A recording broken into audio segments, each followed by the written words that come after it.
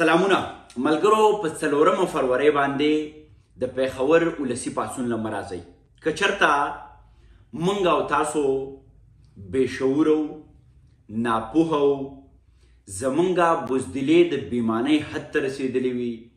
په انسانیت نه خفه کیږو په پښتو نه خفه کیږو په اسلام نه خفه کیږو په وطن نه خفه کیږو په کاروبار نه خفه کیږو په چاپیرچل نه خفه کیږو په خپل مور خور تره ترور ماما کاکا په دې نه خفه کیږو نو په 4 فروری باندې بیخي رانشئ دغه ولسي پاڅون له ځکه چې انسان کله د جهالت خول په هغه باندې راخور وي هغه بې شعوره وي ناپوهه وي بې علمه وي درنده وي نو هغه کله هم په انسانانو باندې نه خفه کیږي نو که چېرته موږ او تاسو ټول دغسې یو او بلکې زه به دا هم ویم د درندګۍ سره سره که موږ بیمانه هم نو دغه ولسي پاڅون له بیا بلکل د راتلو ضرورت نشته دی خو که چېرته موږ باشعوره دوه څلور ټکي مو زده وي د الله نه د رسول نه د قرآن نه د حق ګویۍ نه د انسانیت نه لږ ډېر خبر او بیا په تیره د انسانیت په درد دردی وو نو کم از کم دا زمونږ د ایمان یوه برخه ده چې په 4 فروری د پیښور دغه ولسي پاڅون ته به په هر حال ځان رسو ملګرو 3 خبرې لنډې خبرې او د دلیل خبرې کومه نننی اخبار وایي چې 101 انسانان شهیدان شوي دي 221 انسانان زخمیان شوي دي ټپیان شوي دي دا یوه خبره په ذهن کې کیدی که موږ چېرته د شانګلې د وزیرستان د سرای نورنګ د باجوړ د بونیر د دیر د مردان د اورکزو پوښتنه کړې وې نو نن به زموږ او ستاسو د ټولو پښتنو شریک کور زموږ د اقتصاد د ملا تیر زموږ د خوشحال دستار زمونږ د غني خمار زمونږ د امزا د علم او د فکر ټاټوبی زمونږ د رحمان د تصوف کور پیښور به یو ځل بیا د بارودو ډیری کېده نه خو چونکې حقیقت دا دی رښتیا خبره دا ده موږ خو دعوه کوو چې موږ مسلمانان وو پښتانه وو زه تاسو ته یقینا او ایمانا وایم ملګرو زه چې کله سعودي عرب ته لاړم د عرفات ډیری ته وختمه او پیغمبر پاک صلی الله علیه و آله وسلم هغه جرأت هغه همت راته مخامخ شو چې د نن نه 1400 کاله مخکې په هغه سرو تړو کې د عرفات په ډیرۍ باندې یو څوک ودرېږي او د کفر د جهل د تیارې پر ضد باندې ډېر نر اواز راپورته کوي ډېر غیرتي اواز راپورته کوي د مرګ نه نه یریږي د ابوجهل د لښکرو نه نه یریږي د کفر د فتنې نه نه یریږي یوه نوې خبره د عرب په جهالت کې مخې ته راوړي موږ د هغه پیغمبر امتیانو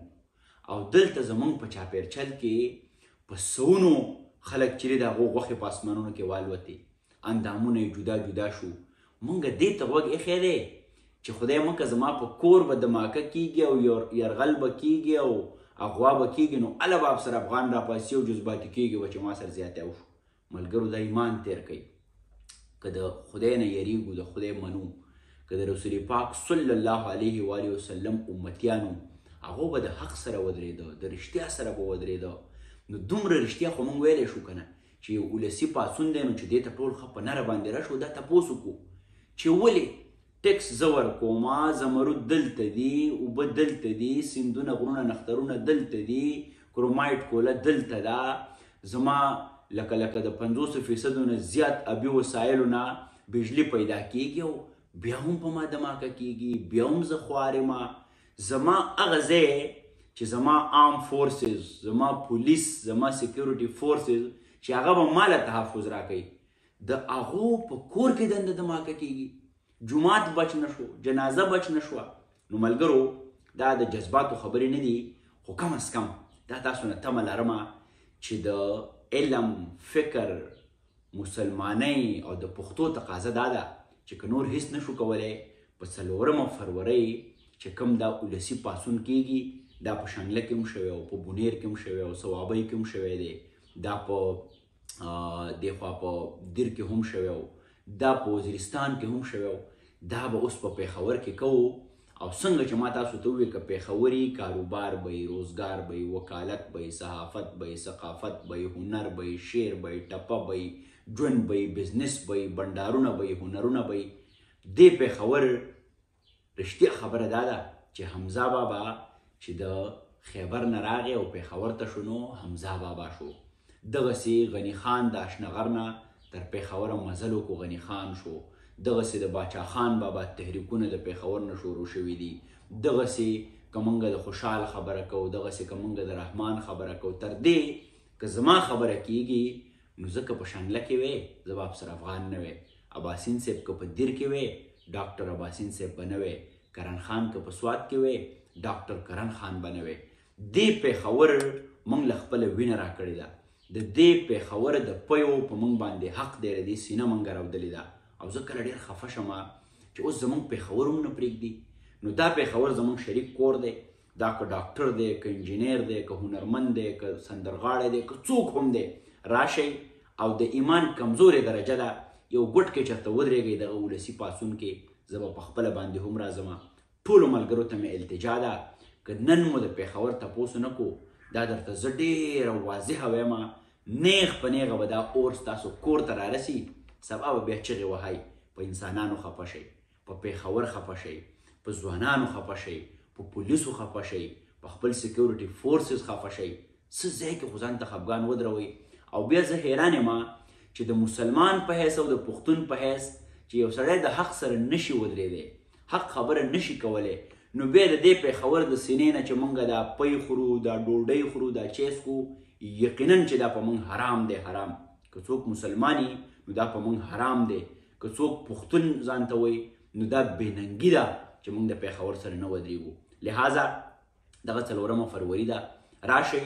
او چې د ټولې دنیا ته که دا زموږ د میډیا ملګري دي، نېشنل او انټرنېشنل میډیا، هغو ته هم وایم دا ګوره پېښور شریک دی. ګوره بیا درته وایم که میډیا آوټلیټس دي، که کاروباري هلې ځلې دي، که صحافتي، ثقافتي، هنرونه، که دا پېښور ای وروره خو موږ به وګورئ. که دا پېښور نه وي لنډه دا ده چې موږ به نه وو. راشئ چې د دې پېښور دومره په نره په کلکه تپوس وکړو چې بیا دا جرت څوک ونه کړي چې په پېښور کې دماکه کوي. دا څنګه چل دی؟ د چا چې 5 چرګې مړې شي نو 15 ورځې هغه د هغې تپوس کوي. 101 زمونږ ځوانان او ماته نن سهار مې اخبار کې کاته چې یو ځوان نو د هغه آخري خبره دا وه د رسک یو هغه اهل کار ته چې زه خو د مور یو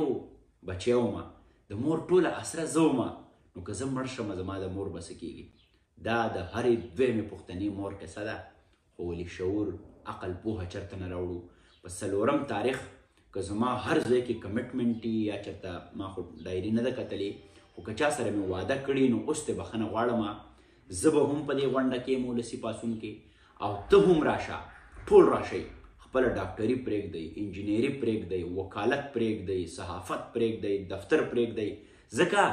چې که موږ د پېښور تپوس وکړو خو دا هر څه به وي. که تپوس یې نه کوو نو یو ورځ به ستا دفتر هم نه وي، ستا انجینري به هم نه وي، ستا ډاکټري به هم نه وي. هر څه پرېږدئ، راشئ په نره باندې، په نړیوال کچ باندې، او زمونږ لوکل میډیا دا ټوله خبره دنیا ته داسې ورسوئ چې موږ په پېښور خفه کېږو. پېښور زما کور دی، ستا کور دی، دا د ښاري کور دی، دا د چترالي کور دی، دا د هند کو سپیکینګ رور کور دی.